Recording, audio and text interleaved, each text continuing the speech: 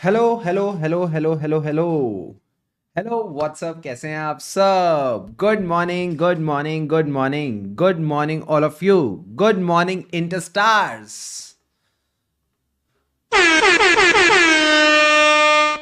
कोमल, Anushka, Ayush, Kishan, Shreya, Divyani, Smith, Aniket, Mayank. हो merry merry Christmas to all of you. Merry Christmas everyone.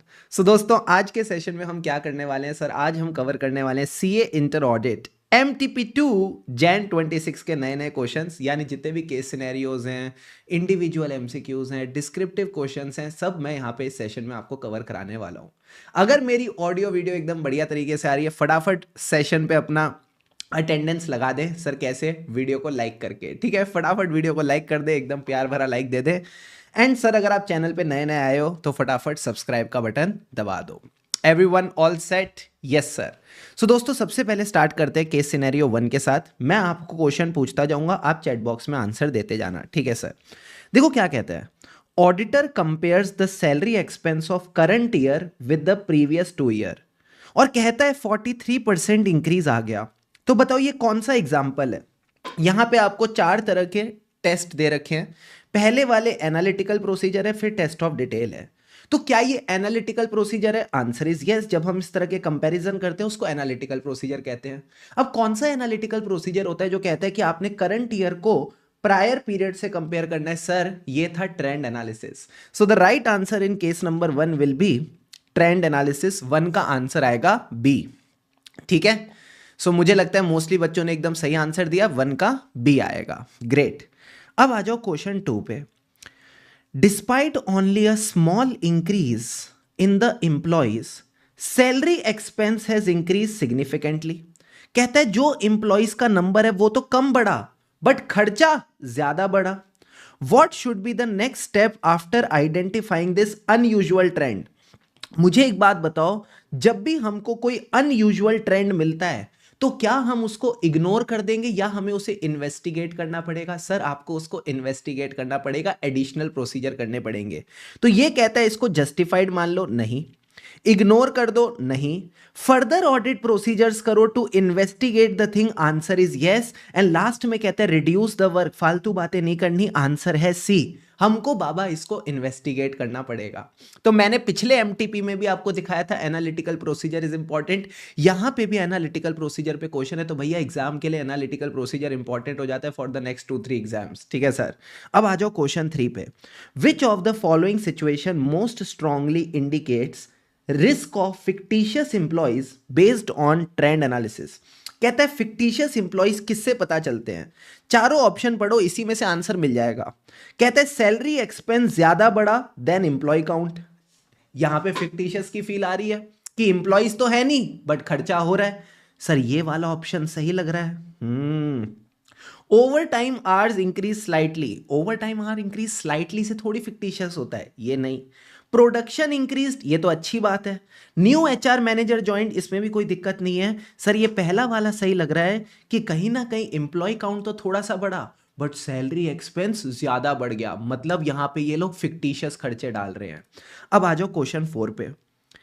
Which is the best, which situation best test the occurrence assertion? मुझे बताओ occurrence assertion का क्या मतलब होता है एम्प्लॉय बेनिफिट एक्सपेंस में? सर, अकरेंस का मतलब है कि खर्चा कहीं ना कहीं अकर हुआ है, प्लस ये एंटिटी का खर्चा है। ठीक है, खर्चा अकर हुआ है प्लस ये एंटिटी का खर्चा है। ये कोई फिक्टिशियस खर्चा नहीं है। अब देखो कौन से पॉइंट्स हैं। Insuring all the employee benefit expenses are recorded. Sir, जब ऑल की बात आती है ना, तब हम कंप्लीटनेस चेक करते हैं, अकरेंस नहीं। Second point, matching the payroll expense with the personnel record to confirm no unauthorised person was paid. कहीं ना कहीं no unauthorised person was paid. Sir, ये सही लग रहा है, इससे पता चल रहा है कि एक्चुअल खर्चा है, ये अकरेंस है। उसके बाद कहता है चेकिंग द एरिथमेटिकल एक्यूरेसी। जब मैं एक्यूरेसी चेक कर रहा हूं तो मैं अमाउंट चेक कर रहा हूं। ये कौन सी अजर्शन है? हम 5 अजर्शन पढ़ते हैं, OC ACC, 5 या 6 हैं? OCACC 5 है, तो अकरेंस नहीं है, कंप्लीटनेस नहीं है, ये सर एक्यूरेसी है। This is accuracy. And last में कहता है all employee benefit expenses are presented under correct heading. तो सर ये क्या है? ये क्लासिफिकेशन है। This is classification. तो इसने आपसे अकरेंस पूछा है, तो अकरेंस में आएगा ऑप्शन बी। वैल्यूएशन नहीं आता बाबू, वैल्यूएशन आपकी बैलेंस शीट की असर्शन है। अनिकेत और शुभ जाग जाओ दोस्तों, वैल्यूएशन बैलेंस शीट की असर्शन है। पीएनएल में एक्यूरेसी बोलते हो, या आप इसको मेजरमेंट भी बोल के चल सकते हो। ठीक है, ठीक है सर। अब आ जाओ क्वेश्चन 5 पे। Which situation best reflects completeness assertion? Completeness assertion for employee benefit expense, no unauthorised employees. Sir ये तो वापस वही आ गया occurrence. Every recorded employee benefit expense relates to genuine employee and represents a valid transaction. Sir ये भी occurrence ही है। Ensuring salary expense is correctly classified, ये classification है। And employee benefit expense for all the personnel, जहां all की बात आती है यहां completeness की बात हो रही है। So D answer is the right answer। ठीक है, D option is the right option। जल्दी से मुझे बता दो 5 में से कितने ऑप्शन आपके राइट हुए? सच्ची सच्ची बताना। बैलेंस शीट की असर्शन होती है ERCV। ERCV मतलब existence, right, completeness, valuation. Very very good. Himanshu, Neha, Aniket, vanilla. वाह, नाम ही वनीला है। वनीला नहीं है सर, ये वनीला नाम है तुम्हारा, वनीला अड्डा।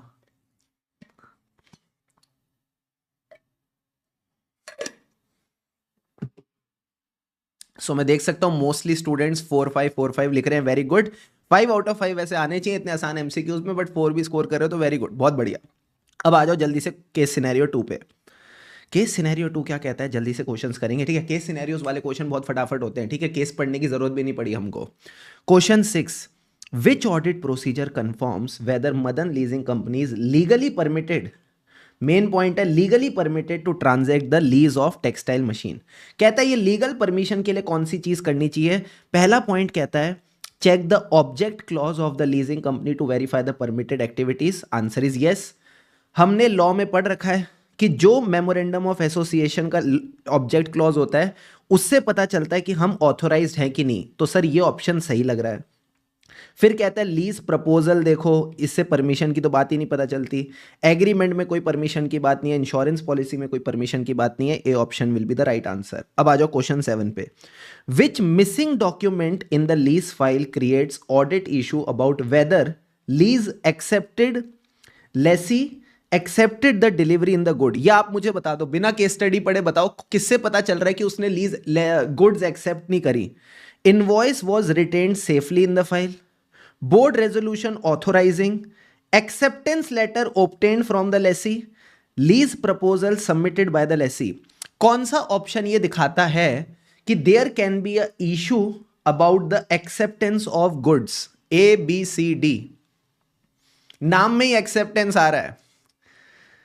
साक्षी, Haroon, Rohan, lassi boy, Shubh Gupta, very good sir. Option C, acceptance letter. और एक्सेप्टेंस की बात एक्सेप्टेंस लेटर से ही पता चलती है कि कहीं ना कहीं एक्सेप्टेंस लेटर नहीं है, तो हमें प्रॉब्लम हो गई। क्वेश्चन 8 पे आ जाओ।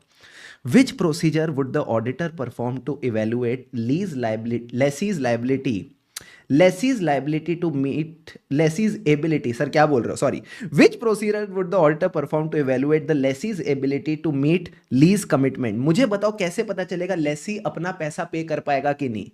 इनवॉइस इज रिटेन सेफली, इससे पैसे का क्या लेना देना? इंश्योरेंस पॉलिसी ऑब्टेन, इससे पैसे का क्या लेना देना? एग्रीमेंट प्रोहिबिट सब लेटिंग, इससे पैसे का क्या लेना देना? लास्ट पॉइंट कहता है verify whether there exist a procedure to ascertain credit analysis of lessee. यानी मैंने लेसी का क्रेडिट चेक किया जिससे पता चला वो पैसे दे पाएगा या नहीं। तो यही बात तो चेक करनी थी कि वो पैसे दे पाएगा कि नहीं। So option D will be the right answer. Credit analysis से, क्रेडिट एनालिसिस से पता चलेगा सामने वाले की बस की है लीज पेमेंट्स करना या नहीं। अब आ जाओ क्वेश्चन 9 पे। Given the facts which control deficiency should the auditor report as missing in Madan leasing companies record? कहता है कहीं ना कहीं कंट्रोल डेफिशिएंसी कौन सी है?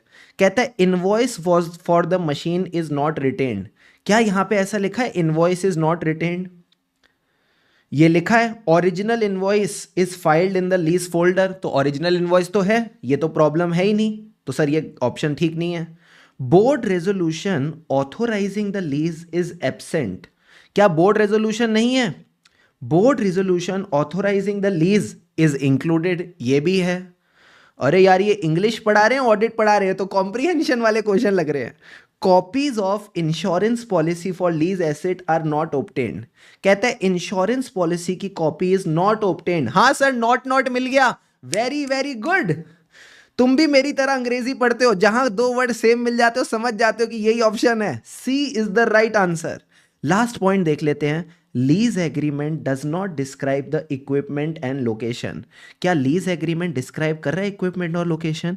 Lease agreement describe the lessor lessee equipment और लोकेशन, ये तो है सही, ये डेफिशिएंसी नहीं है, so the right answer will be option सी।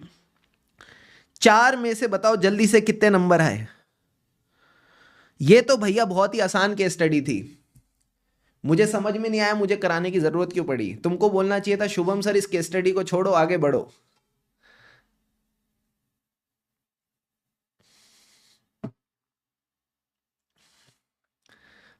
हाँ इंग्लिश का अनसीन कॉम्प्रिहेंशन था ये, 4 out of 4, very very good, बहुत बढ़िया। अब आ जाओ सर केस सिनेरियो नंबर 3 पे, बताओ 2 केस सिनेरियो तुम ऐसे ही चपक गए। अब जल्दी से आओ क्वेश्चन नंबर 10 पे। Auditor noticed 35% increase in the raw material value with only 12% rise in production. देखो क्या कहता है, प्रोडक्शन बढ़ी 12%, जबकि रॉ मटेरियल की कंजम्पशन कितनी बढ़ी? 35%। तो मुझे बताओ ये कौन सा प्रोसीजर है, क्या यहां मैं कंट्रोल की टेस्टिंग कर रहा हूं, क्या यहां पे मैं एनालिटिकल प्रोसीजर कर रहा हूं, क्या मैं यहां पे कोई पूछताछ कर रहा हूं, या मैं टेस्ट ऑफ डिटेल कर रहा हूं, कोई डॉक्यूमेंटेशन देख रहा हूं? फटाफट बता दो। B B B B B, सबका आंसर सही, yes people, B is the right answer, analytical procedure. ये कौन सा एनालिटिकल प्रोसीजर है सर? याद है एनालिटिकल प्रोसीजर में मैंने एक कॉन्सेप्ट बताया था, reasonableness test. Sir reasonableness test में क्या होता था, आप कोई फाइनेंशियल फिगर को चेक करते थे कंसिडरिंग नॉन फाइनेंशियल एस्पेक्ट्स, ठीक है, नॉन फाइनेंशियल चीजों को ध्यान में रख के फाइनेंशियल चीजें चेक होती थी। फॉर एग्जांपल कि प्रोडक्शन में कितना बढ़ोतरी आई, this is a non financial thing, compare to raw material की कॉस्ट कितनी लगी, तो जब आप रॉ मटेरियल की कॉस्ट को किसी नॉन फाइनेंशियल फैक्टर से कंपेयर कर रहे हो तो उसको रीजनेबलनेस टेस्ट कहते थे, and it is a analytical procedure. अब आ जाओ क्वेश्चन नंबर 11 पे। Unauthorised access, unauthorised access to the inventory system by the production supervisor, कौन सी रिस्क है जल्दी से बताओ। अगर कोई अनऑथोराइज्ड एक्सेस कर रहा है तो क्या ये कंट्रोल रिस्क है, बिजनेस रिस्क है, डिटेक्शन रिस्क है, या ऑडिट रिस्क है? Which type of risk will be in this case, A B C D?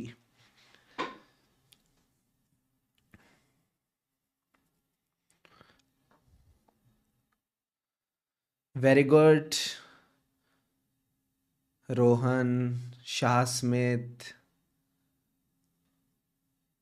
Shreya, Shreya कह रही है डी ऑडिट रिस्क है। श्रेया कहाँ लिखा है गलत ओपिनियन आएगा, ऐसे कैसे तुमने डी बोल दिया, थोड़ा तो सोच के बोलो। मोस्टली बच्चे सही जवाब दे रहे हैं, कंट्रोल्स वीक हैं सर, ये कंट्रोल रिस्क है, this is a control risk. कहीं ना कहीं हर कंट्रोल चाहता है ऑथोराइज्ड एक्सेस हो, हर कंट्रोल की चाह है कि ऑथोराइज्ड एक्सेस होनी चाहिए, तो अनऑथोराइज्ड रिस्क क्या हो गई सर? ये कंट्रोल रिस्क हो गई। अब आ जाओ क्वेश्चन 12, बिना केस स्टडी पढ़े इसका आंसर भी तुम लोग दे दोगे, मुझे पूरा विश्वास है अपने स्टूडेंट्स पे।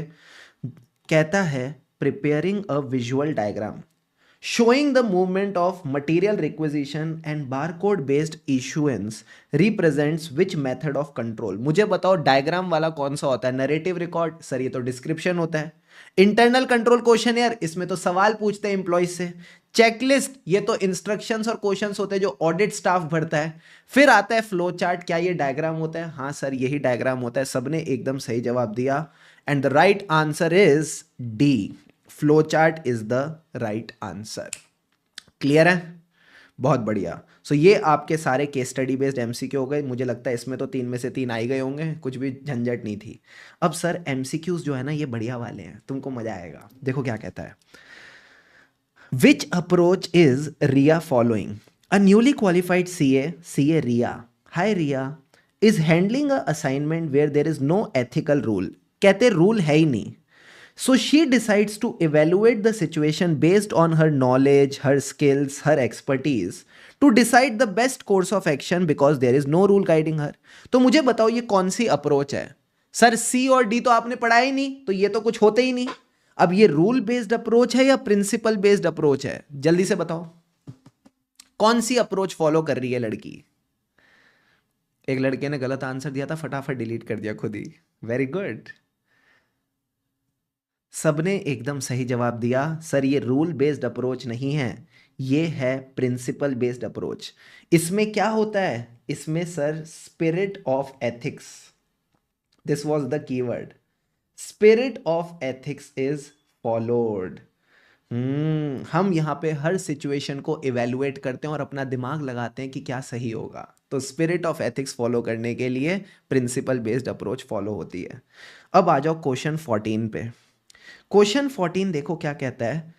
इन the above situation which of the following best explains why the detailed audit program prepared by auditor can help in defending the auditor against the allegations of negligence.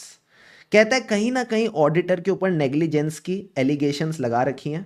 इन चीज़ों को डिफेंड करने के लिए कैसे एक प्रोग्राम हेल्प कर सकता है? आ जाओ फटाफट क्वेश्चन रीड करते हैं.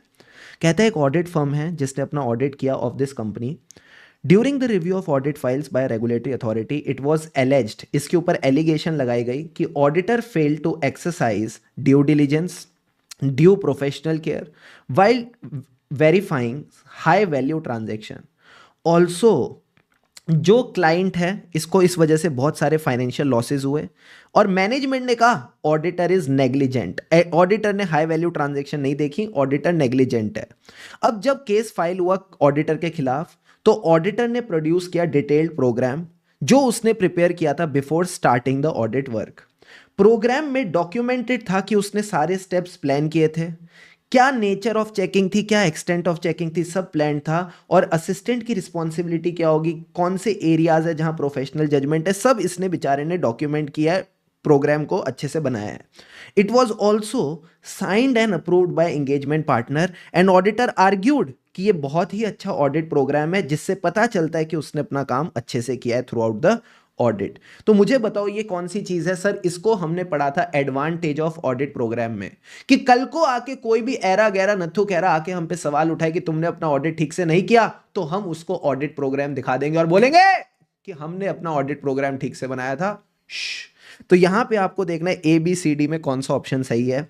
तो पहला ऑप्शन देखो, properly drawn audit program gives a documentary proof that auditor planned and executed the procedure as per reasonable skill and care, thereby supporting his defense against the charges. Sir ये तो सही लग रहा है. Audit program allows the auditor to detect all types of fraud. फालतू बकवास नहीं करनी, सारे फ्रॉड डिटेक्ट नहीं हो पाते बेचारे से. Existence of program guarantees. Sir हम रीजनेबल अश्योरेंस देते हैं, गारंटी नहीं. Audit program shifts the responsibility of negligence to client, ऐसी बात नहीं है, बस ये एक एविडेंस देता है कि आपने अपना ऑडिट ठीक से किया है. तो आपको अगर याद रहेगा जब मैंने एडवांटेजेस याद करवाई थी तो उसके बाद मैंने आपको यही कहा था कि इसके ना पॉइंट्स एक बार बुक से रीड कर लेना, 5 पॉइंट याद कर लो, बाकी पॉइंट बुक से रीड कर लेना, ताकि अगर एमसीक्यू आए तो आपको हेल्प हो जाएगी. लो भैया एमसीक्यू आ गया, मैंने कहा था एमसीक्यू आए तो हेल्प हो जाएगी, लो आपका एमसीक्यू आ गया. वेरी वेरी गुड, बहुत बढ़िया. अब आ जाओ लास्ट क्वेश्चन पे, क्वेश्चन नंबर 15. क्वेश्चन 15 देखो क्या कहता है. During the audit of JKL industries auditor identified certain significant deficiency, oh my God, in the internal control system. Senior management acknowledge that these issues, उन्होंने एक्नॉलेज कर दिया but suggested इसकी oral briefing काफी होगी. आप समझ रहे हो, हमने सिग्निफिकेंट डेफिशिएंसी आइडेंटिफाई करी, मैनेजमेंट कहती है आप इनके बारे में हमें ओरली बता दो, ऑडिटर कहता है मुझे डिटरमाइन करना है appropriate method and timing of communication. जल्दी से बताओ मुझे कैसे कम्युनिकेट करनी चाहिए सिग्निफिकेंट डेफिशिएंसी, ओरली या राइटिंग में? Sir in writing. और क्या बाद में कम्युनिकेट करनी चाहिए या हाथों हाथ? हाथों हाथ.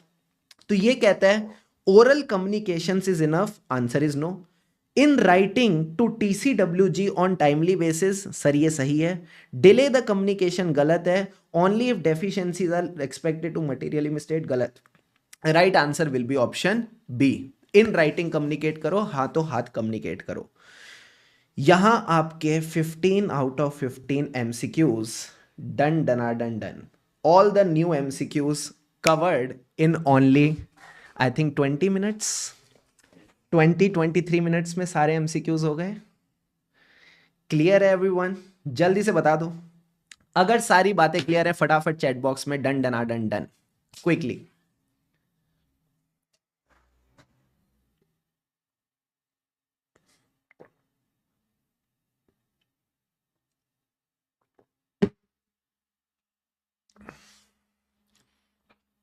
शाबाश, वेरी वेरी गुड। अब सर आ जाओ डिस्क्रिप्टिव क्वेश्चंस की बात करते हैं। अब डिस्क्रिप्टिव क्वेश्चंस में सर क्या कोई नया कॉन्सेप्ट मिलेगा? मैं आपको बता दूं MTP2 बहुत ही मज़ेदार है और इजी है, ठीक है। MTP1 में फिर भी हमको थोड़ी तड़कती भड़कती चीज़ें मिली थी जो मैंने MTP1 वाली वीडियो में आपके साथ कवर करी। MTP2 में भैया कुछ है ही नहीं, सीधे सीधे क्वेश्चन है, बस कुछ नए क्वेश्चन हैं। मतलब ऐसा है कि कुछ ऐसे कॉन्सेप्ट है जो आपकी बुक में हैं बट उस पर अभी तक क्वेश्चन नहीं था, या क्वेश्चन था तो थोड़ा डिफरेंटली फ्रेम था। तो जितने भी नए नए क्वेश्चंस मुझे मिले ना, मैं उस सबकी कंपाइलेशन लेके आया हूं और आपके साथ अभी फटाफट डिस्कस करूंगा। बस आपने मेरे साथ पार्टिसिपेट करते हुए चलना है। Deal done done sir. तो सबसे पहले आ जाओ क्वेश्चन नंबर 1 की से चर्चा शुरू करते हैं। देखो क्या कहता है।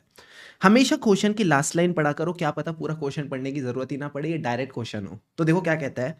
कहता है explain how CA Rohit in this context, how CA Rohit should apply the concept of professional skepticism, what specific matters should he be alert while performing the audit। एक बार आ जाओ context पढ़ ही लेते हैं। CA Rohit is doing the audit of Suman Exports Limited. During the audit, he notices certain sales invoices provided by the client contradict the dispatch records. He also observes कि managing director is giving evasive answers when asked about high value cash expenses. Some documents appear to have been altered and certain transactions seems to be unusual compared to the prior years. क्या यहाँ पे इसको professional scepticism exercise करने की जरूरत है? Answer is yes. अब sir सवाल आता है प्रोफेशनल स्केप्टिसिज्म का कॉन्सेप्ट होता क्या है? तो शुभम सर ने आपको जो क्लास में पढ़ाया था, आ जाओ फटाफट आपको रिवाइज करा देता हूं। देखो क्या कहता है।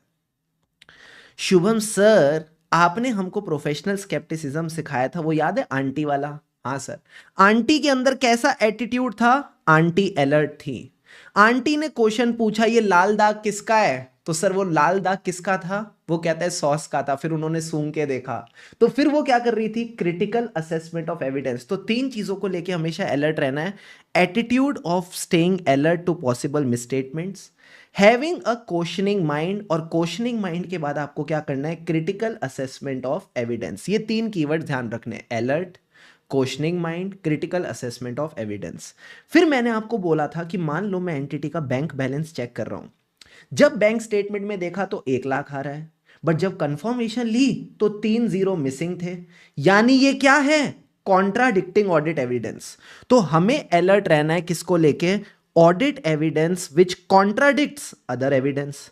जब एक एविडेंस दूसरे से कॉन्ट्राडिक्ट करेगा तो क्या बैंक स्टेटमेंट पे रिलाय कर पाओगे? नहीं। This information brings into question reliability of document. अब मुझे बताओ किसकी खुशबू आ रही है? फ्रॉड की खुशबू आ रही है।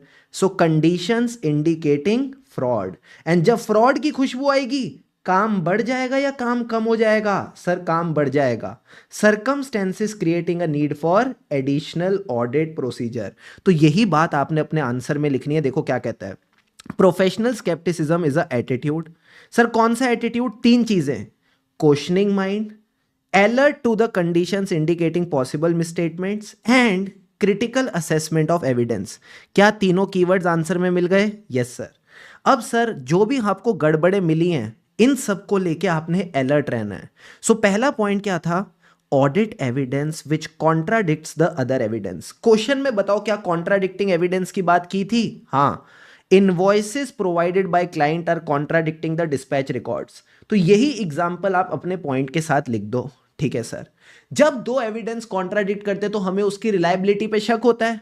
तो अगला पॉइंट कहता है information which brings into question the reliability of document.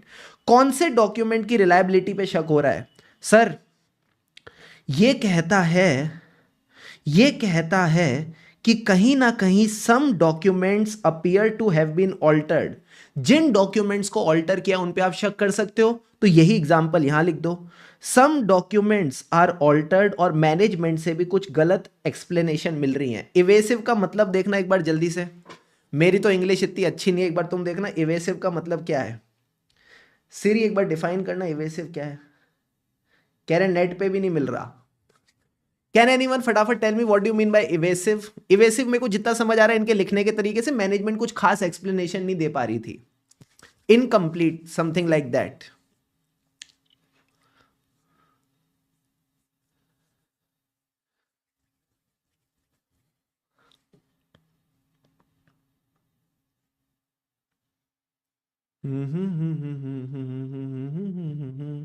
ये आंसर लिखने में बिजी है भाई साहब।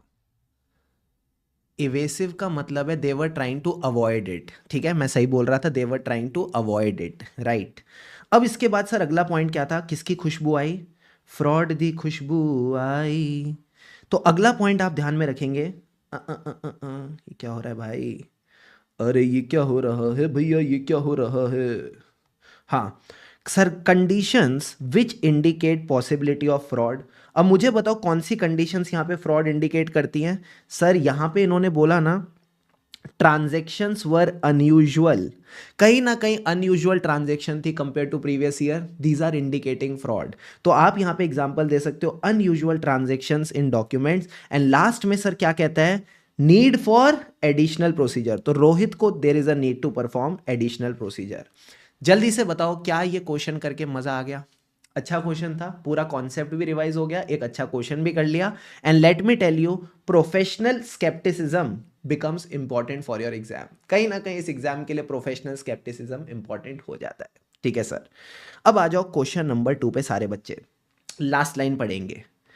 बेस्ड ऑन ऐसे 210 evaluate whether the preconditions of audit are present and how CAG should proceed। अब आपको प्री कंडीशंस इस क्वेश्चन में चेक करनी है। आज आप क्वेश्चन पढ़ते हैं, देखो क्या कहता है। Wing Limited has appointed CAG as the auditor of financial year 24-25। During the preliminary discussion, CAG observed that company prepares the financial statement as per prescribed FRF, but management is unwilling to give a formal acknowledgement of the responsibility for preparing financial statement, internal control, and providing unrestricted access to records and personnel। Management ये भी कहती है कुछ documents तभी मिलेंगे जब auditor request करेगा और स्टाफ का इंटरव्यू के लिए उसको प्रायर अप्रूवल लेना पड़ेगा। मुझे बताओ प्री कंडीशंस क्या थी? शुभम सर ने जो प्री कंडीशंस पढ़ाई थी, सर क्या पढ़ाया था? तो मैंने कहा प्री कंडीशंस में मैंने आपको सिखाया था, प्री का मतलब होता है पहले। पहले आप हमारी ये शर्तें पूरी करो तभी हम ऑडिट एक्सेप्ट करेंगे, वरना ऑडिट एक्सेप्ट नहीं करेंगे। यस और नो? Yes sir. तो सबसे पहले क्या आता है? मैंने कहा ऑडिट से पहले आता है फाइनेंशियल स्टेटमेंट और उससे पहले आता है FRF। यहां से आपने अपना आंसर स्टार्ट करना होता है कि सबसे पहले देखो FRF एक्सेप्टेबल है। ठीक है सर, अगर FRF एक्सेप्टेबल है तो मैनेजमेंट के साथ एग्रीमेंट करो कि वो मानती है, वो समझती है, वो एक्नॉलेज करती है, वो अंडरस्टैंड करती है अपनी रिस्पॉन्सिबिलिटी। सर क्या? फाइनेंशियल स्टेटमेंट बनाना, इंटरनल कंट्रोल लगाना, यानी preparation and presentation of financial statement as per applicable FRF। Internal control ताकि फाइनेंशियल स्टेटमेंट में मटेरियल मिसस्टेटमेंट ना हो, और जब फाइनेंशियल स्टेटमेंट बन गए तो ऑडिटर को क्या देंगे? सारे बच्चे जहां भी बैठे हो, लाइब्रेरी में बैठे हो, अपने घर में बैठे हो, आपने एक ही आवाज निकालनी है, आऊ। सर आऊ का क्या मतलब था? A for access to all information, A for additional information, and U for unrestricted access to the persons within entity to obtain the audit evidence। हमको ये सारी चीजें प्रॉपरली चाहिए। क्लियर है बॉस? जल्दी से बता दो। Yes sir. अब दोस्तों आपने बस इतनी सी ही बात समझनी है। अब मुझे बताओ क्या जो क्वेश्चन हमने कवर किया उसमें ये एक्नॉलेजमेंट मिसिंग थी? थी। क्या ऑडिटर पे रिस्ट्रिक्शंस लगाई जा रही थी? लगाई जा रही थी। तो क्या प्री कंडीशंस प्रेजेंट है? नहीं। तो क्या ऑडिटर को ऑडिट एक्सेप्ट करना चाहिए? ना रे बाबा ना। तो आपने अपने आंसर में भी यही लिखना है, सबसे पहले जो प्री कंडीशन सिखाई है वो अपने आंसर में लिख दो। ठीक है सर। अब फैक्ट्स एंड एनालिसिस में बस आप इतना लिखो, preconditions are not present, so he should decline the engagement unless management agrees। अगर मैनेजमेंट मान जाती है तो बहुत बढ़िया, वरना हम इस एंगेजमेंट को डिक्लाइन कर देंगे। उत्कर्ष कहता है सर ये क्वेश्चन पिछली बार आ गया था तो इस बार नहीं आएगा। कुत्ता पालो बिल्ली पालो, बट कभी भी गलत फहमी मत पालो। ठीक है। आपको पता है जो आपका May 25 का एग्जाम हुआ था, हाँ सर, उसमें जो क्वेश्चन 1A आया था कंपलसरी क्वेश्चन, जिस टॉपिक पे question 1A compulsory question May 25 पे आया था, सेम टॉपिक पे September 25 का क्वेश्चन 1A आया।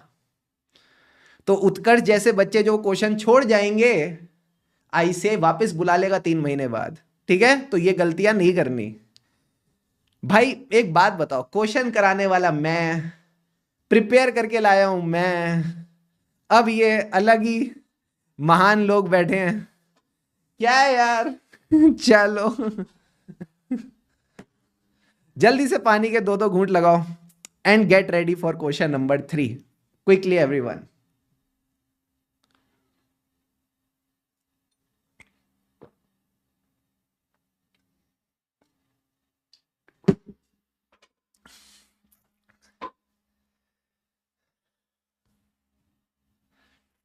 अरे उत्कर्ष बुरा नहीं मानता यार, उत्कर्ष अपना है, उत्कर्ष अपना प्यारा है।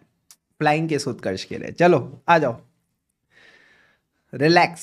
देखो मैं बताऊं ना, मैं भी ऐसा सोचता था जब मैं स्टूडेंट था ना, तब मैं भी ऐसा सोचता था। अभी जब मैं आपके साथ चीजें शेयर कर पा रहा हूं, ये बस छोटा सा एक्सपीरियंस है, दैट्स इट। ठीक है। चलो रिलैक्स, क्वेश्चन 3 पे आ जाओ। Great. Now sir question 3 audit strategy की बात करता है। देखो क्या कहता है, आ जाओ एवरीवन प्लीज फोकस। कहता है as an auditor explain characteristics of engagement that define its scope. Sir Munna है मुन्ना, ये तो प्यारा वाला क्वेश्चन है। जो हम स्ट्रेटेजी में स्कोप वाली बातें करते हैं, 4 बातें, वही 4 बातें आपने यहां पे लिखनी है। फटाफट आ जाओ, रिवाइज करते हैं क्या बातें शुभम सर ने स्कोप में सिखाई थी। सबसे पहले सर 2 पॉइंट सिखाए थे रिपोर्टिंग वाले। एक है एप्लीकेबल एफआरएफ, कि मान लो शेड्यूल 3 में डिस्क्लोजर की रिक्वायरमेंट बढ़ गई तो आपका स्कोप बढ़ जाएगा, आपकी मेहनत बढ़ जाएगी। फिर सर रिपोर्टिंग का एक और पॉइंट सिखाया था इंडस्ट्री स्पेसिफिक रिपोर्टिंग रिक्वायरमेंट, कि मान लो मैं टेलीकॉम इंडस्ट्री का हूं और टेलीकॉम इंडस्ट्री में रिपोर्टिंग रिक्वायरमेंट बढ़ जाती है, तो अगेन एज अ ऑडिटर मेरा स्कोप बढ़ जाएगा, मेरी मेहनत बढ़ जाएगी। तो रिपोर्टिंग वाले 2 पॉइंट ध्यान रखना स्कोप में, एप्लीकेबल एफआरएफ। दूसरा क्या था सर? दूसरा है इंडस्ट्री स्पेसिफिक रिपोर्टिंग रिक्वायरमेंट। फिर मैंने कहा था 2 पॉइंट्स आएंगे, एक स्कोप बढ़ाता है, एक स्कोप घटाता है। सर क्या स्कोप बढ़ाता है? अगर आपके बिजनेस में बहुत सारे सेगमेंट्स हैं तो हर सेगमेंट के लिए मुझे चाहिए होगी स्पेशलाइज्ड नॉलेज। एग्जांपल लिया था आईटीसी का, इतने सारे धंधे हैं, सिगरेट का काम भी कर रहा है, होटल का काम भी कर रहा है, एग्रीकल्चरल का काम भी कर रहा है, आटा भी यही बेच रहा है, क्लासमेट की बुक भी यही बेच रहा है, सारे धंधे ये कर रहा है। तो जितने सेगमेंट उतनी दिक्कतें उतना स्कोप। तो कहीं ना कहीं nature of business segment including the need for specialised knowledge, जहां सेगमेंट बढ़ गए आपका स्कोप भी बढ़ जाता था। एंड लास्ट पॉइंट सिखाया था कि अगर आप पुराने ऑडिट का एविडेंस यूज करो तो आपका स्कोप कम हो जाएगा, पिछली बार का एविडेंस यूज करो तो स्कोप कम हो जाएगा। तो यही 4 पॉइंट्स आपने ध्यान रखने हैं, 2 रिपोर्टिंग वाले, एक स्कोप बढ़ाता है, एक स्कोप घटाता है। यही बात आपके आंसर में लिखी है, देखो क्या कहता है। करेक्टरिस्टिक्स में आपने बस ध्यान रखने, पहले रिपोर्टिंग वाले point, applicable FRF, industry specific reporting requirement. Scope बढ़ाता कौन है? Nature of business segment requiring specialised knowledge. Scope घटाता कौन है? Use of evidence obtained in previous audit. ठीक है। तो ये आपका ऑडिट प्लानिंग का क्वेश्चन डन डनाडन डन। अब सर क्वेश्चन नंबर 4 पे सारे बच्चे आएंगे मेरे साथ, पानी के 2-2 घूंट लगाओ एंड गेट रेडी। क्वेश्चन 4 ऐसे 500, पिछले वाले एमटीपी में ऐसे 500 के 2 क्वेश्चन डिस्क्रिप्टिव में थे, कुछ क्वेश्चन एमसीक्यू में थे। इस एमटीपी में वापस ऐसे 500 आ गया। सारे बच्चे नमस्ते करो, एग्जाम में भी दिख सकता है। 500 अच्छे से करके जाना, पूरी 500 की सीरीज अच्छे से करके जाना। इस एमटीपी में भर भर के 500 की सीरीज पे क्वेश्चंस हैं। मैंने आपको प्रायोरिटी टॉपिक्स में भी 500 की सीरीज टॉप पे दी है। मैंने बोला है 500 की सीरीज से कम 20-25 नंबर का पेपर एग्जाम में दिखेगा, सो डू इट प्रॉपरली।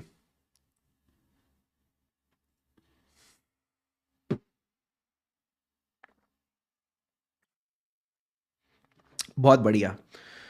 अब सर 500 का जो क्वेश्चन है, आ जाओ देखते हैं क्या कहता है। इसमें आपसे 3 डायरेक्ट क्वेश्चन पूछे हैं। सबसे पहले कहता है इंस्पेक्शन के बारे में बताओ, फिर बताओ कौन से फैक्टर्स हैं जो अफेक्ट करते हैं रिलायबिलिटी ऑफ एविडेंस, ये हमको ऑलरेडी पता है।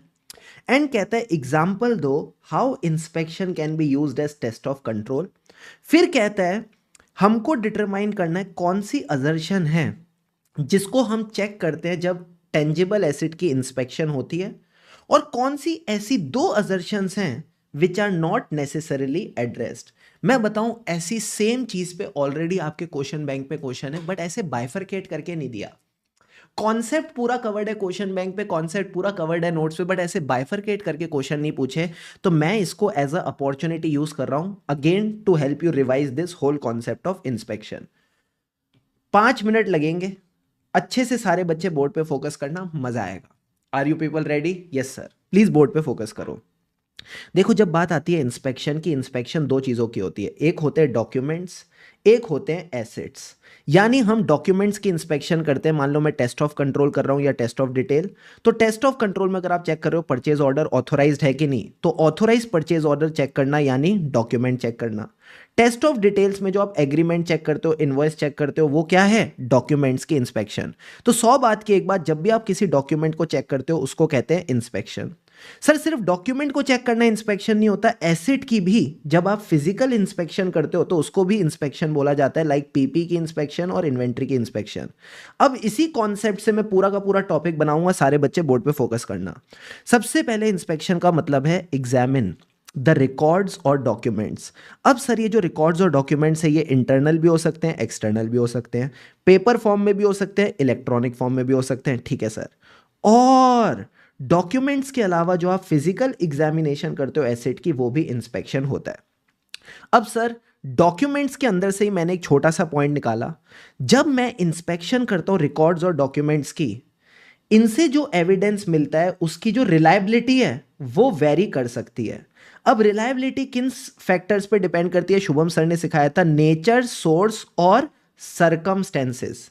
यहां पे ये सरकमस्टेंसेस वाला पॉइंट खा गए। ये कहते हैं नेचर, सोर्स, और अगर सोर्स इंटरनल है तो इंटरनल वाले का डिपेंड करता है on the internal controls over preparation.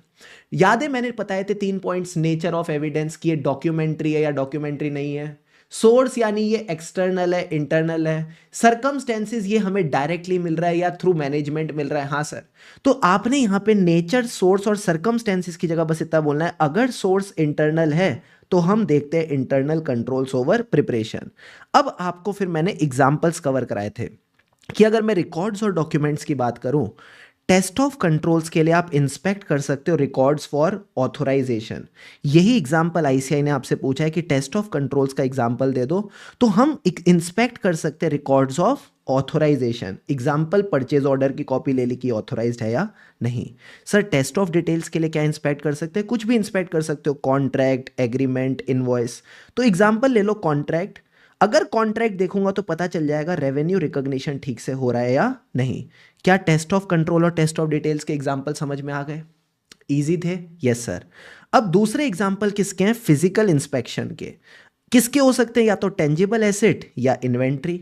अगर मैं टेंजिबल एसिड की इंस्पेक्शन करूंगा तो इससे किसका एविडेंस मिलेगा? सर अगर मेरे सामने मशीनरी पड़ी है मतलब मशीनरी एग्जिस्ट करती है, तो इससे मेरी एग्जिस्टेंस चेक हो जाएगी। बट क्या मशीनरी को देख के मैं उसकी वैल्यू बता सकता हूं? नहीं। क्या मशीनरी को देख के बता सकता हूं ये एंटिटी की है? नहीं। मतलब वैल्यूएशन और राइट ये दोनों असर्शन चेक नहीं होती। गेम समझ में आई? हां सर। मैं मशीनरी को देख के कह सकता हूं मशीनरी है, बट ये नहीं कह सकता ये एंटिटी की है, इसकी वैल्यू क्या होगी। तो आप एग्जिस्टेंस तो पता लगा लेते हो बट वैल्यूएशन और राइट पता नहीं लगा पाते। ठीक है सर। अब अगर मैं इन्वेंट्री की बात करूं तो इन्वेंट्री के लिए वैसे इन्होंने क्वेश्चन पूछा नहीं है, बट फिर भी मैं आपको बता देता हूं। कहता है इंस्पेक्शन के साथ साथ आप ऑब्जर्वेशन यूज कर सकते हो, इंस्पेक्शन के साथ साथ आप ऑब्जर्वेशन यूज कर सकते हो, बस इतनी सी बात आपने ध्यान रखनी है। अब अगर मैं आपको आईसीआई का आंसर पढ़ाऊं, आपको इस आंसर से प्यार हो जाएगा। इन्होंने आपसे सबसे पहले इंस्पेक्शन पूछा है, तो आप इसको डिफाइन कर दो। दो चीजें इंस्पेक्शन में आती हैं सर, क्या क्या? examining the records or documents. अब this record can be internal, external, paper form, electronic form और any other media. सेकेंड चीज जो इंस्पेक्शन में आती है वो है फिजिकल एग्जामिनेशन ऑफ एसेट। इतनी ही डेफिनेशन है, इसी में से सारे पॉइंट्स बनाएंगे। अब मुझे बताओ रिकॉर्ड्स और डॉक्यूमेंट्स की रिलायबिलिटी वेरी करती है सर किन फैक्टर्स पे? जल्दी से चैट बॉक्स में बता दो। Quickly tell me in the chat box, records और डॉक्यूमेंट्स की रिलायबिलिटी किन तीन फैक्टर्स पे डिपेंड करती है? Tell me those three magical words.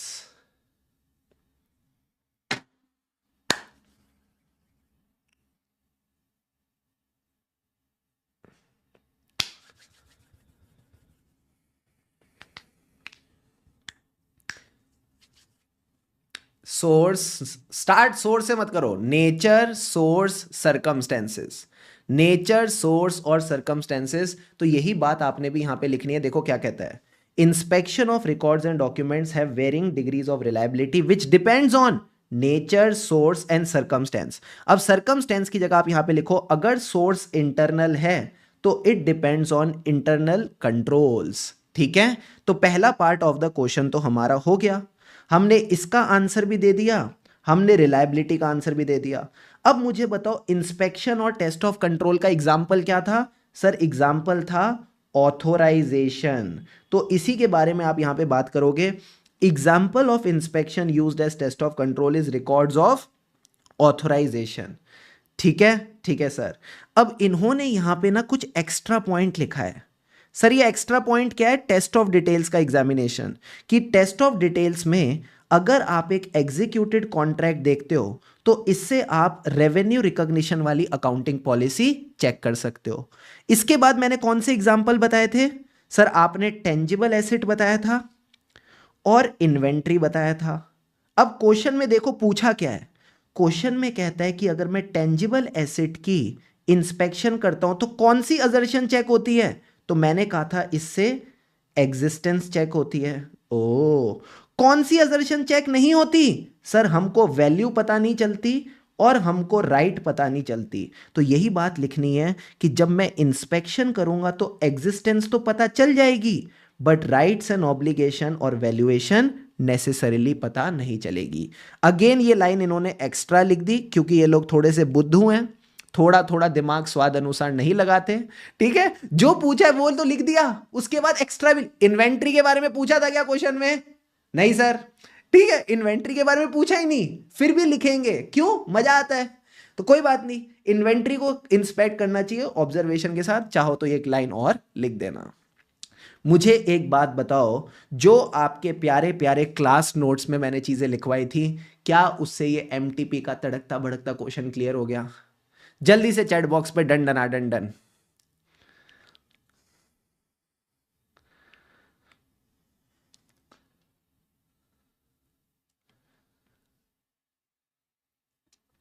फिर नेक्स्ट क्वेश्चन कराऊंगा तो और मजा आ जाएगा।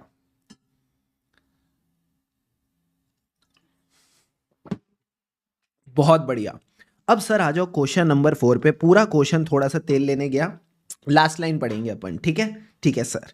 As a statutory auditor you need to obtain sufficient and appropriate evidence regarding opening balances. opening balances का क्या मतलब है? हम यहां पे बात कर रहे हैं ऐसे 510 initial audit engagement opening balances की। ठीक है sir. Explain the matters which influence the nature and extent of audit procedures while verifying the opening balances. आज तक इस कॉन्सेप्ट पे कभी क्वेश्चन नहीं आया, बट शुभम सर आपने हमको जब ये कॉन्सेप्ट पढ़ाया था तो मैंने बताया था भाई आज नहीं तो कल ये आएगा, और ये चार्ट भी आपको क्लास में बनवाया था। सर क्या है पॉइंट्स? आ जाओ फटाफट रिवाइज करते हैं। कुछ ऐसे मैटर्स है जिनको आप कंसीडर करोगे to decide nature and extent of procedure. जब भी आपको सफिशिएंट एंड अप्रोप्रिएट एविडेंस चाहिए about the opening balances, sir क्या थे ये? सबसे पहले आप देखो एंटिटी की अकाउंटिंग पॉलिसी, क्या ये कंसिस्टेंटली फॉलो हो रही हैं? अगर इसमें कोई चेंजेस हैं तो they are properly accounted, presented, disclosed, ठीक है सर। फिर देखो significance of the opening balance, अगर ज्यादा सिग्निफिकेंट है तो ज्यादा प्रोसीजर करो। फिर मैंने कहा था risk of material misstatement and nature, अगर रिस्क ज्यादा है, मैटर कॉम्प्लेक्स है, तो ज्यादा प्रोसीजर करने पड़ेंगे। एंड लास्ट में, अगर पिछले साल के फाइनेंशियल्स का ऑडिट हुआ था और पुराने ऑडिटर ने मॉडिफाइड रिपोर्ट दी है, मतलब मटेरियल मिसस्टेटमेंट है, हाँ सर, तो अगर इसमें मटेरियल मिसस्टेटमेंट है तो आपको ज्यादा प्रोसीजर करने पड़ेंगे। अब सर ये चारों जनरल पॉइंट्स थे, राधिका की शांति, कोमल, युवराज, सब ने टेक्निक लिख दी। तो सर इसकी हमने एक टेक्निक बनाई थी कि हमको करंट बैलेंसेस तो चेक करने पड़ते हैं, बट क्या ओपनिंग बैलेंस चेक करने में रोना आता है? हाँ सर, बड़ा रोना आता है। तो मैंने कहा था इनको रोना आता है क्यों? क्योंकि काम बढ़ जाता है। तो मैंने कहा था आपसी रोना बंद करो, आपसी रोना बंद करो, जो आपका आपसी रोना है वो बंद करो। क्यों? क्योंकि पिछले साल के फाइनेंशियल्स का ऑडिट हुआ है। फिर तुमने वापस रोना शुरू कर दिया। मैंने कहा क्यों? अरे ऑडिट तो हुआ है बट ऑडिटर ने ओपिनियन मॉडिफाइड दिया था। अब इसी में से सारे पॉइंट्स निकल जाएंगे। आपसी रोना का मतलब है, आपका मतलब है अकाउंटिंग पॉलिसी, सी का मतलब है significance of that account balance, class of transaction और डिस्क्लोजर। रोना का मतलब था, रो का मतलब है risk of material misstatement, and ना का मतलब था नेचर ऑफ द आइटम, कि आइटम कितना सिग्निफिकेंट है, क्या कॉम्प्लेक्सिटी इस आइटम की। एंड लास्ट पॉइंट था पिछले साल के फाइनेंशियल्स का ऑडिट हुआ है and auditor gave a modified opinion. तो यही आंसर आपने लिखना है और 4 में से 4 आपको एक आईसीआई दे देगा। देखो क्या क्या पॉइंट्स थे। आपसी रोना, ए पी का मतलब है accounting policy followed by the entity, C का मतलब था सिग्निफिकेंस ऑफ द आइटम, रो का मतलब था रिस्क ऑफ मटेरियल मिसस्टेटमेंट, ना का मतलब था nature of the account balance, class of transaction and disclosure. फिर बोला था prior period financials were audited and predecessor auditor gave a modified opinion. अब सर क्वेश्चन के हिसाब से अगर हम देखें तो देखो क्या हुआ है। कहते हैं पिछले साल का ऑडिटर अलग था। While planning the audit you note that opening balances include significant inventory and receivable amount। क्या मैं बोल दूं balances significant है? हाँ। they inform that accounting policies are consistent but prior year audit report contained a qualified opinion। कहीं ना कहीं significant opening balances है और prior period का opinion qualified है। अब मुझे जल्दी से चैट बॉक्स में बता दो। देखो तुमने लर्न विद फन का तड़का लगा के 4 पॉइंट्स तो कवर कर लिए। अब कॉन्सेप्चुअली बताओ कि अगर आइटम सिग्निफिकेंट है, पिछले साल की ओपिनियन मॉडिफाइड है, तो तुम ज्यादा प्रोसीजर करोगे या कम प्रोसीजर में काम चल जाएगा? बता दो मित्रों।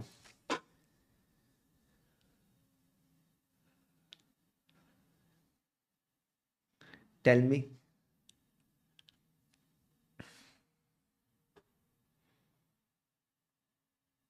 ज्यादा करेंगे सर, कम से कैसे काम चलेगा? मेहनत ज्यादा करनी पड़ेगी।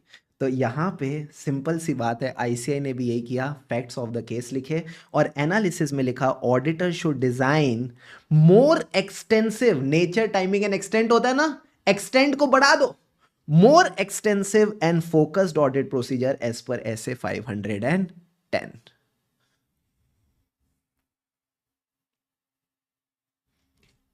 मजा आया क्वेश्चन करके? Deal done. डन डना डन डन सर। अब ज्यादा क्वेश्चन अपने पास बचे नहीं है। Please come to question number 5, ऐसे 550। Again another good question. पानी के 2 घूंट लगाओ, चैट बॉक्स पे रेडी।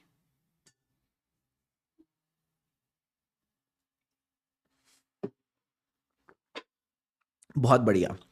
अब देखो लास्ट लाइन क्या कहता है। एक्सप्लेन विद रेफरेंस टू ऐसे 550 inquiries that auditor should make of management. कहता है मैनेजमेंट से क्या इंक्वायरी करनी है, and additional audit procedure to be done in relation to related party transaction in this situation. Sir क्या सिचुएशन है? आ जाओ एक बार क्वेश्चन पढ़ भी लेते हैं। Bell Manufacturing Limited has undergone a restructuring during the current year, resulting in the changes in key personnel and ownership interest। कहीं ना कहीं रीस्ट्रक्चरिंग हुई है। रीस्ट्रक्चरिंग का मतलब तो आपको अच्छे से आता ही है ना, पढ़ते हो ना एडवांस अकाउंट्स में, इंटरनल रीस्ट्रक्चरिंग। हाँ सर, शेयर कैपिटल थोड़ी इधर उधर होती रहती है, लाइबिलिटीज थोड़ी ऊपर नीचे होती रहती है, बहुत कुछ होता है रीस्ट्रक्चरिंग में। Yes sir. Auditor observe that several new parties have become related party. During the audit, he also noticed few transactions which appear to be unusual and outside normal course of business. Management कहती है that all the related party relationships and transactions are identified and recorded. So basically related parties को लेके आपसे पूछा गया है क्या क्या इंक्वायरीज आप करोगे और क्या क्या एडिशनल प्रोसीजर्स आप करोगे. अब शुभम सर, क्या आपने हमको इंक्वायरी वाला टॉपिक पढ़ाया था? पढ़ाया था. क्या इस पे कोई क्वेश्चन था? नहीं. बट क्या क्वेश्चन है? हाँ है. तो आ जाओ फटाफट पहले इस टॉपिक को रिवाइज करते हैं, फिर मैं आपको एक क्वेश्चन कवर कराता हूं. सबसे पहले सर मैंने बोला था to understand the entities related party relationships and transaction आपको इंक्वायरी करनी पड़ेगी. सर क्या? सबसे पहले पूछो रिलेटेड पार्टी कौन कौन है, identity of the related party, और फिर पूछो पिछले साल के कंपैरिजन में क्या कोई चेंज हुए हैं. ठीक है, तो पहले पूछना कौन कौन रिलेटेड पार्टी है. अब फिर पूछो इन रिलेटेड पार्टी के साथ तुम्हारा रिश्ता क्या है, कि कोई पेरेंट एंटिटी है, कोई सब्सिडरी है, कोई एसोसिएट है, कोई जॉइंट वेंचर है. व्हाट इज योर रिश्ता? ये रिश्ता क्या कहलाता है, पूछो इनसे. अब अगर तुम्हारा रिश्ता है तो क्या तुमने कुछ ट्रांजैक्शन करी है? अगला सवाल. सो ट्रांजैक्शन भी पूछना, type and purpose of transaction. क्या इंक्वायरी के सारे पॉइंट्स क्लियर है? सर बड़े आसान है. क्या कौन कौन तुम्हारी रिलेटेड पार्टी है, उसके साथ तुम्हारा क्या रिश्ता है, और रिश्ता है तो क्या तुमने कोई ट्रांजैक्शन करी है, type and purpose of transaction. ये टाइम पास आप मैनेजमेंट से इंक्वायर करके चलोगे. क्या इंक्वायरी वाले पॉइंट्स क्लियर हैं? सर ये तो बड़े इजी थे.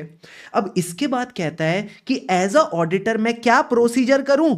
तो यहां आप ये वाली बात लिखोगे, we need to understand the control. Control Uday, control. Sir control किसको लेके? अकाउंट्स को लेके, लॉ को लेके. मुझे बताओ अकाउंट्स में आकाश सर ने क्या सिखाया? एक क्या है भाई साहब? सर आकाश सर ने हमको पढ़ाया AS18. AS18 कहता है जितनी भी रिलेटेड पार्टी रिलेशनशिप से ट्रांजैक्शंस हैं उनको डिस्क्लोज करो. तो हम भी समझेंगे एंटिटी के जो कंट्रोल्स हैं to identify and disclose the related party relationships and transactions. ठीक है सर. इसके बाद आपने क्या रिलेटेड पार्टी को लेके लॉ भी पढ़ा है? हाँ सर लॉ भी पढ़ा है. लॉ में क्या पढ़े? सेक्शन 177 पढ़ा है. 188 आप सीए फाइनल में पढ़ोगे. 177 188 कहते हैं कि जो भी रिलेटेड पार्टी ट्रांजैक्शन है वो ऑथोराइज्ड होनी चाहिए.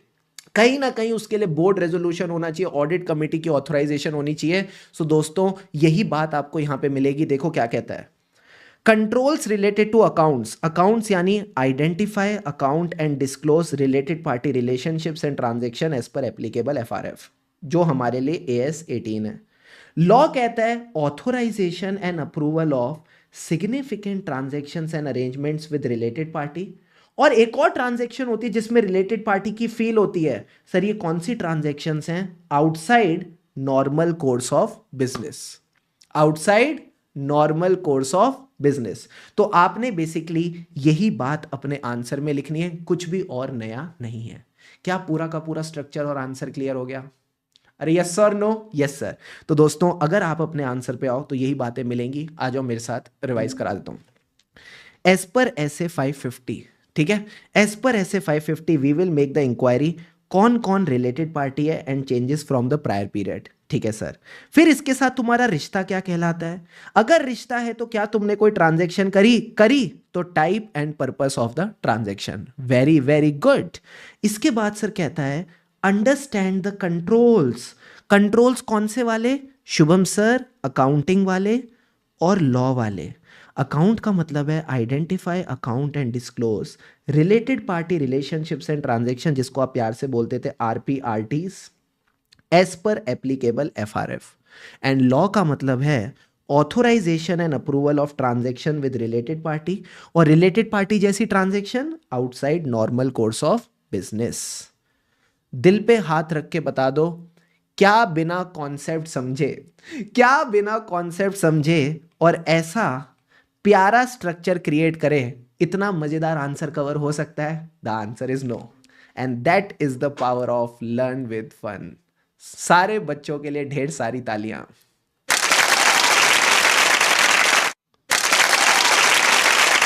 सबसे अच्छे बच्चे किसके पास? जल्दी से लिख दो चैट बॉक्स में.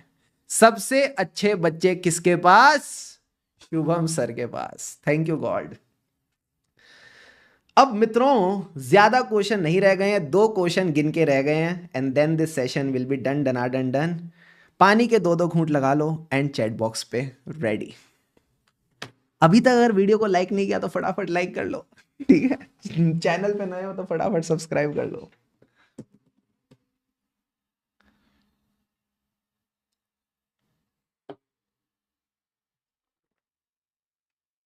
बोतल नंबर 2, 1 इज कंप्लीट।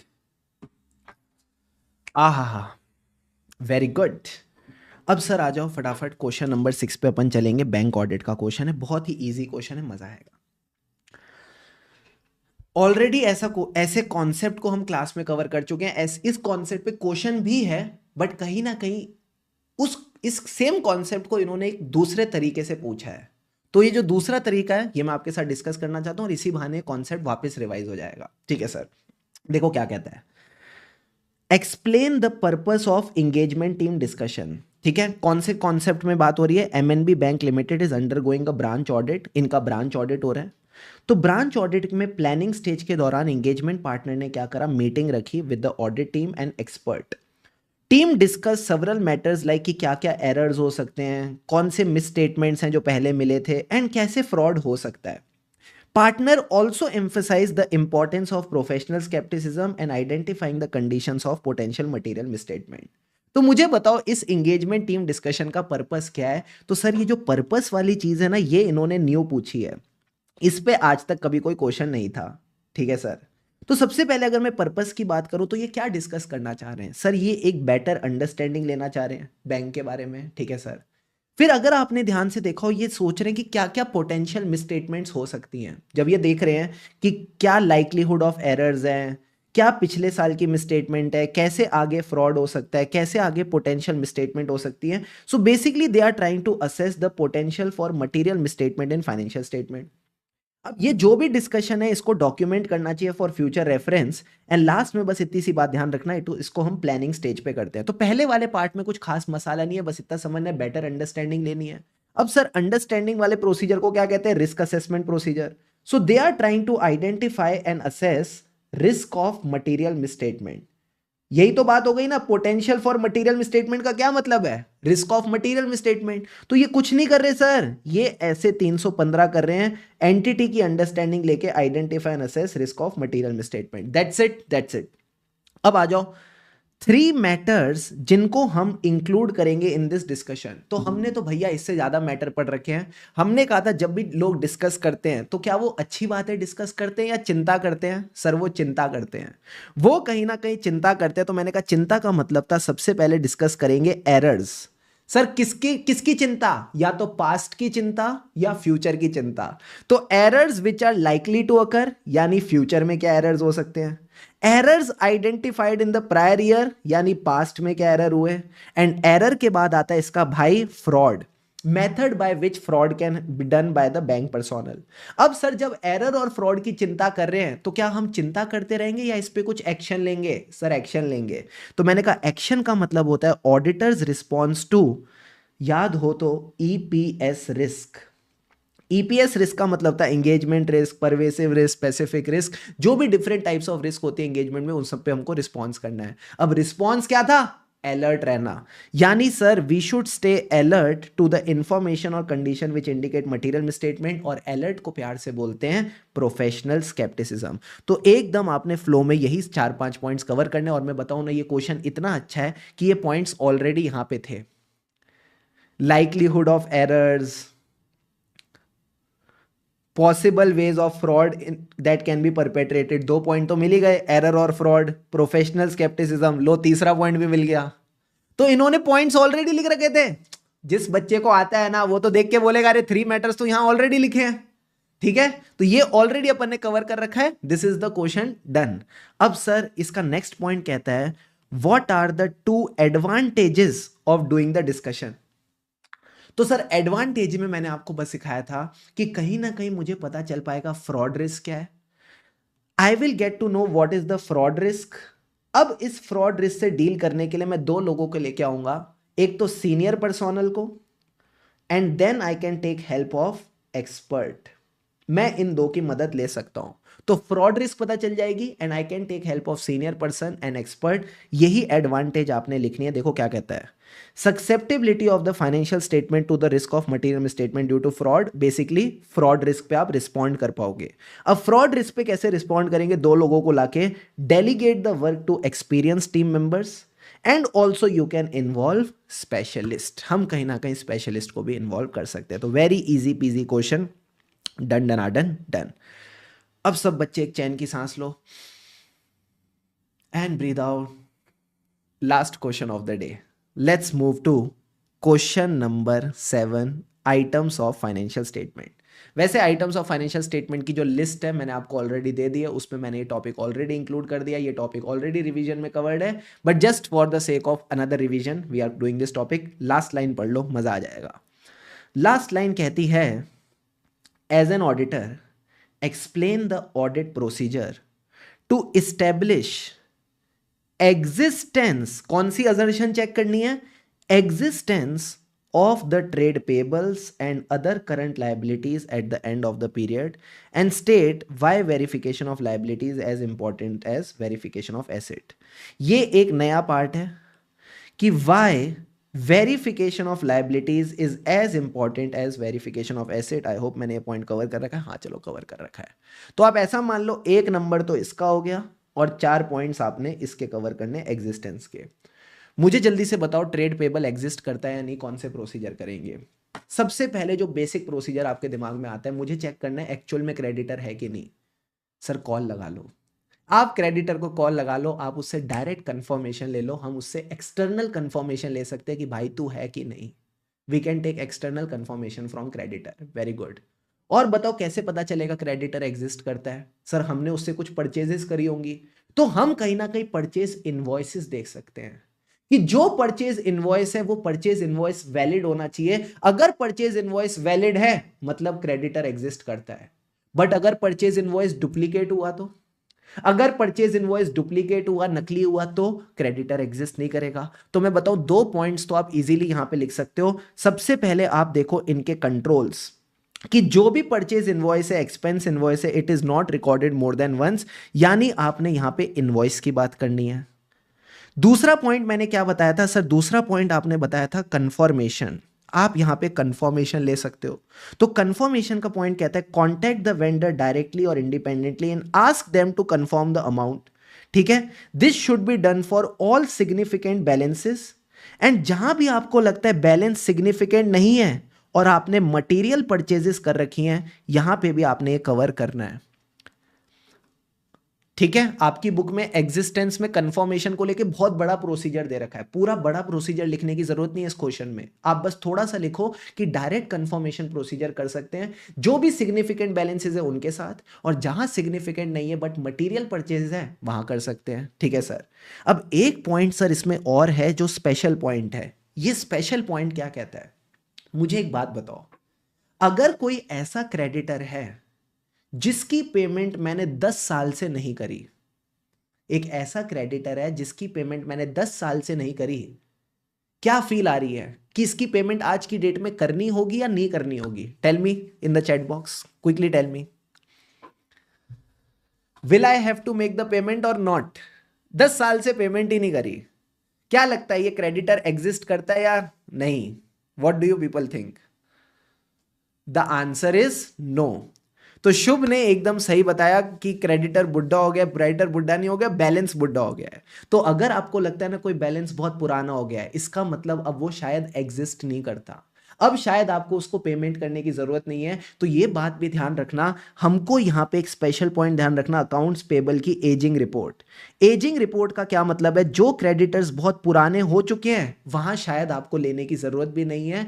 क्या सर, वहां पे आपको कंफर्मेशन क्या है, वहां पे आपको उनको फाइनेंशियल स्टेटमेंट्स में लेने की जरूरत नहीं है। So obtain the accounts payable ageing report and trades its balance to general ledger, और वहां कोई डिफरेंसेस मिले तो इन्वेस्टिगेट करना। क्या ये 3 पॉइंट समझ में आया क्या? हाँ सर, क्रेडिटर को इनवॉइस से चेक करेंगे, उसमें कोई डुप्लीकेट इनवॉइस नहीं होनी चाहिए, इसके लिए इनके पास इंटरनल कंट्रोल्स हो। दूसरी चीज क्या बताई, डायरेक्ट कंफर्मेशन प्रोसीजर। एंड तीसरा बड़ा मसालेदार पॉइंट था, मजेदार पॉइंट था, एजिंग रिपोर्ट देख लेंगे। अब इसके बाद इन्होंने सर 2 पॉइंट्स अलग से दे रखे हैं जिनका खास कोई लॉजिक बनता नहीं है।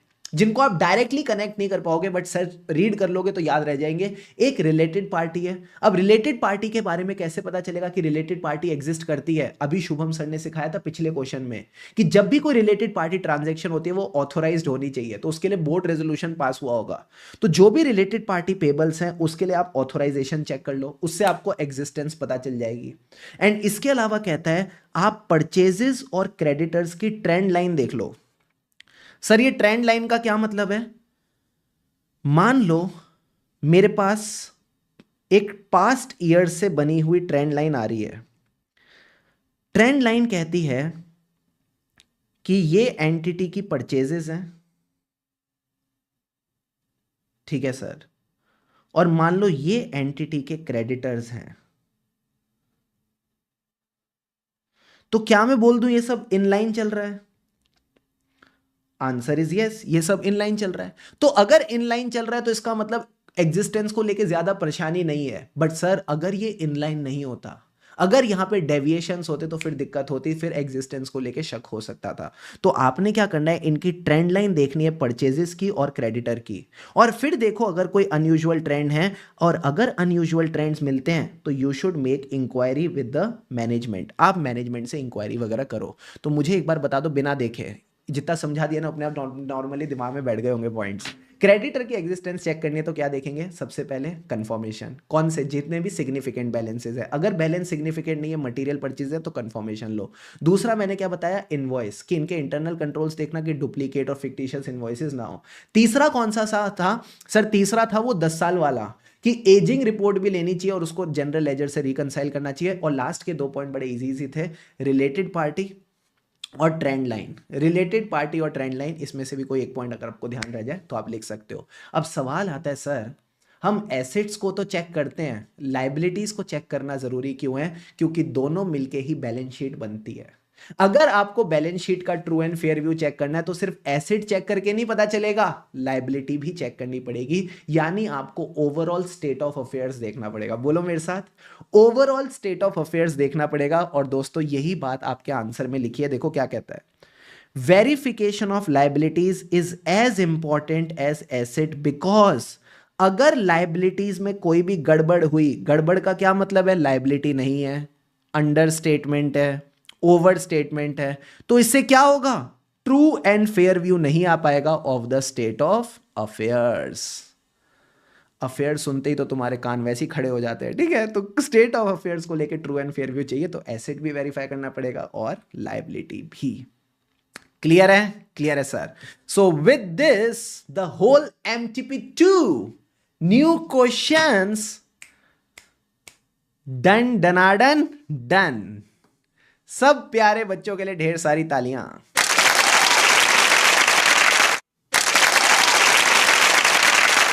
सो दोस्तों MTP तो बहाना है, आपको कॉन्सेप्ट्स रिवाइज कराना है। सो आई होप ये प्यारे प्यारे क्वेश्चंस करके देखो, कम से कम 15 MCQ based case scenario based questions आपने करे। उसके बाद जितने भी मैंने आपको क्वेश्चंस कराए एक भी डायरेक्ट क्वेश्चन नहीं था, सारे तड़कते भड़कते केस स्टडी बेस्ड क्वेश्चंस थे। Yes sir, this is a good practice session. हमने एक अच्छा प्रैक्टिस सेशन कर लिया, MTP के बहाने बढ़िया क्वेश्चंस प्रैक्टिस कर लिए। अब सर आपको क्या करना है? पढ़ने जाना है, ठीक है? अब YouTube पे टाइम वेस्ट मत करना, अब YouTube पे टाइम वेस्ट मत करना, अच्छे से जाना, पढ़ाई लिखाई करना। And yes, today is merry Christmas, so I really wish, जैसे बचपन में क्या होता था ना, सेंटा बढ़िया बढ़िया गिफ्ट्स हमको देता था, वैसे ही आपको सेंटा अच्छा अच्छा रिजल्ट दे, ताकि इंटरमीडिएट के बाद आप सीधा जो अगला पेपर लिखो सीधा फाइनल का हो। मतलब ये लास्ट पेपर होना चाहिए, ठीक है? ये इंटरमीडिएट का लास्ट पेपर होना चाहिए। इसके बाद अगर अपन कोई पेपर लिखेंगे तो वापस इंटर का नहीं लिखेंगे, इसके बाद सीधा CA फाइनल का लिखेंगे। सो आई विश सेंटा आपको ढेर सारी खुशियां दे, ढेर सारा अच्छा रिजल्ट दे, ताकि जिस दिन रिजल्ट आए तो आप खुशी से बोल सको यार now I am a CA finalist, ठीक है? So I really wish the best for you. यूं ही खुशी खुशी मन लगाकर पढ़ते रहें, खुशी से पढ़ेंगे तभी आगे बढ़ेंगे। Jingle bell jingle bell jingle all the way. हमें राही ऑडिट के फिर मिलेंगे चलते चलते। Take care everyone. Oh bye bye.